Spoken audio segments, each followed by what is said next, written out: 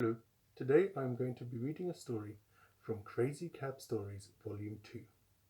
I particularly like this story because it has a unicorn in it just like me. The story is called Josh and the Magic Taxi. It is by Daniel Gawish, age 10. One snowy, cold, wet Saturday, an old man called Josh was listening to the news about the weather in his apartment. Large amounts of snow were forecast. It had already begun to fall and was whispering through the screeching wind. In his apartment there was a small bed, a big pile of toilet roll, and a big brown piece of paper. He had not noticed the paper before. He picked the paper out from under the oak bed and looked at it. It was a treasure map, and at the bottom it said, "From the original owner, Yar Harry." Josh immediately set off in his old rusty car to look for the treasure. It appeared to be in Wellington, which is the capital of New Zealand. He did not get far.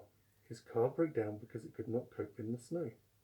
So he called a taxi, and after 5 minutes the black taxi with 5 seats arrived. He got in and asked, "May I go to Manchester Airport, please?" Because this is where the map told him to start. The driver said, "Yes," and they began talking. Josh mentioned a recent holiday in Canada, and before he knew it, the taxi had teleported them to the capital of Canada, Ottawa. Josh quickly discovered that this was not just any taxi, but it had magical powers. It was a teleporting device. He realized that by saying the name of a country, he could teleport there. Josh decided to have some fun with this, but Phil, the taxi driver, did not want to join him. Phil pushed a button and teleported back to his home, giving Josh full control of the magic taxi. Josh knew he wanted to go to Wellington, but decided to see some other places along the way. He travelled to Greenland, where he came across polar bears swimming happily, India, where he saw elephants stomping around and calling to each other loudly, and Ireland, where he saw leprechauns dancing. After Ireland, he asked the taxi to go to Scotland to visit the Highland cows, but it did not work. After too many uses of the car, it must have eventually worn out. Josh is now in Ireland, 11,596 miles away from Wellington, where the treasure is supposed to be.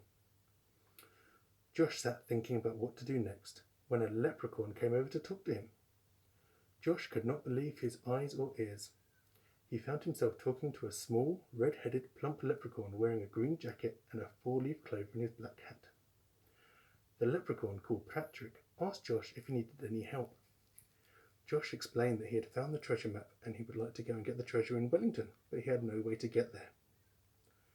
Patrick asked if he needed one of his winged unicorns to fly there. Patrick calls over a unicorn. It has rainbow hair with a 15-inch glowing horn.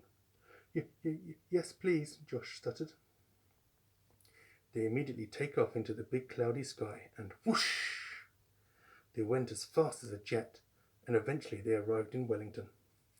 Josh found the next clue in a dark, cold, wet alleyway. It said, "You are close, but you are too low. Look high." They could only mean one thing.